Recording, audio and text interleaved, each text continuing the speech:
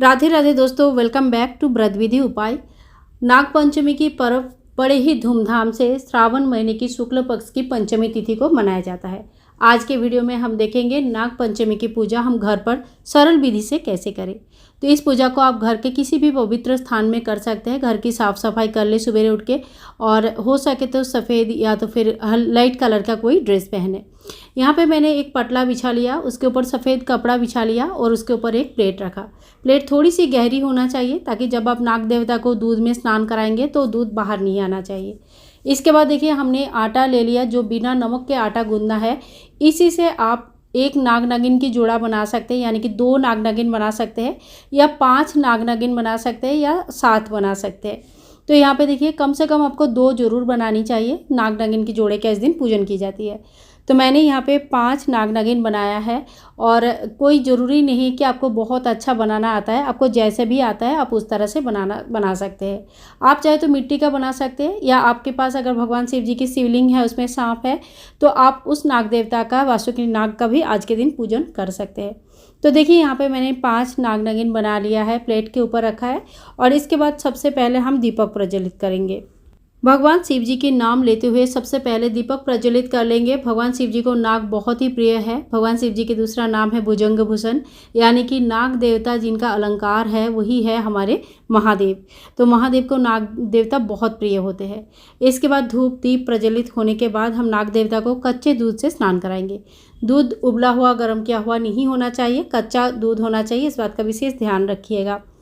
स्नान होने के बाद हम नाग देवता को चंदन अर्पण करेंगे। चंदन का पेड़ भगवान नाग देवता को बहुत ज़्यादा प्रिय है, सुगंधी उनको बहुत प्रिय है। इसीलिए आज के दिन सुगंधी फूल, चंदन, धूप इत्यादि नाग देवता को अर्पण किया जाता है, उनको ये सब चीज़ें चढ़ाया जाता है। तो यहाँ पे देखिए, मैंने पहले चंदन अर्पण किया, उसके बाद हल्दी, कुमकुम, अक्षत, चावल इत्यादि आप अर्पण करें नाग देवता को। आज के दिन पूजन करने से और आज के दिन नाग नागिन की जोड़ा चांदी या तांबे का बनाकर किसी शिवालय में दान करने से आपका जो काल सर्प दोष है वो काफ़ी हद तक कम हो जाता है, या बिल्कुल अगर कम दोष है तो वो ख़त्म भी हो सकता है। इसके बाद हम नाग देवता को वस्त्र स्वरूप कलावा चढ़ाएंगे, और आप चाहे तो 5 अलग अलग चढ़ा सकते हैं। मैंने यहाँ पे एक ही कलावा चढ़ा दिया है। अक्षत जब अर्पण करेंगे तो ध्यान रखिएगा कि अक्षत बिना टूटा हुआ चावल को कहते हैं। टूटा हुआ चावल कभी भी किसी भी भगवान को कभी भी कोई भी पूजा में यूज़ नहीं करनी चाहिए, इस बात का विशेष आप लोग ध्यान रखना। इसके बाद नाग देवता को फूल चढ़ाया जाता है। तो देखिए, सफ़ेद फूल अगर आप लोगों को मिल जाता है तो आप सफ़ेद फूल ज़रूर चढ़ाना। इसके अलावा जो भी सुगंधी फूल आपको मिलता है वो सारे सुगंधी फूल चढ़ाना। आप चाहे तो इत्र चढ़ा सकते हैं, चंदन चढ़ा सकते हैं, यानी कि खुशबू जो नाग देवता को बहुत प्रिय होते हैं। तो जो भी चीज़ें हैं, खुशबू जो देते हैं हमें, जो महकने वाली चीज़ें हैं, वो सारी चीज़ें इस दिन भगवान को चढ़ाया जाता है। इसके बाद हम नाग देवता को भोग लगाएंगे। तो देखिए, दूध का भोग कंपलसरी होता है, जरूर चढ़ाना चाहिए। इसके अलावा कोई भी मीठा भोग चढ़ाना चाहिए। यहाँ पे मैंने गुड़ चढ़ाया, आप चाहे तो सेवई, जलेबी, पूरा, पुई, जो भी मतलब मीठी चीज़ की भोग कोई भी भगवान को चढ़ाया जाता है। इस भोग को ग्रहण नहीं किया जाता है, ध्यान रखें इस बात का। और इसके बाद हम कथा सुनेंगे। तो इसके लिए 1 लोटा हम जल ले लेंगे, हाथ में फूल लेंगे सीधी हाथ में, और खाली हाथ कभी भी कथा नहीं सुनाया जाता है।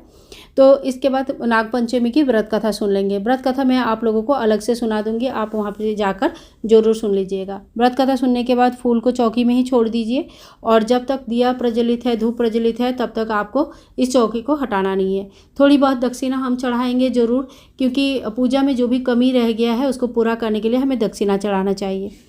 जब पूजा होने के बाद लास्ट में हमें आरती करनी है, तो आप चाहे तो 5 बार या 7 बार क्लॉकवाइज आरती को घुमाइए, तो इससे नाग देवता का आरती हो जाएगा। आरती आप चाहे तो कपूर का कर सकते हैं, या जो दीपक प्रज्वलित किया है उससे भी कर सकते हैं। पूजा होने के बाद जब दीपक शांत हो जाएगा तो दीपक को धोकर दोबारा यूज़ कर सकते हैं। 1 लोटा जल जो हमने लिया था, ये सूर्य भगवान को अर्घ्य दिया जाता है। ये पूजा सुबह सुबह ही किया जाता है, ध्यान रखें। और जो नाग हमने बनाया था ये किसी जलाशय में विसर्जन करना होता है। फूलों को आप खाद बना सकते हैं। भोग प्रसाद को ग्रहण नहीं करनी है। इस भोग प्रसाद को किसी जलाशय, जंगल या इस तरह से कच्ची मिट्टी की जगह पे छोड़ना होता है, जहाँ पे नाग या कोई भी चिड़िया या कोई दूसरी जानवर इसको खा सके। इस भोग प्रसाद को ना घर पे कोई ग्रहण करता है, ना किसी और को दिया जाता है। तो इस तरह से नागपंचमी की बहुत ही सरल विधि से पूजा किया जा सकता है। काल सर्प दोष निवारण का उपाय भी मैंने आप लोगों को बताया है। वीडियो अगर पसंद आया तो please like share and comment, channel को सब्सक्राइब करके रखें। मिलूंगी नेक्स्ट वीडियो में, तब तक के लिए हरे कृष्णा, राधे राधे।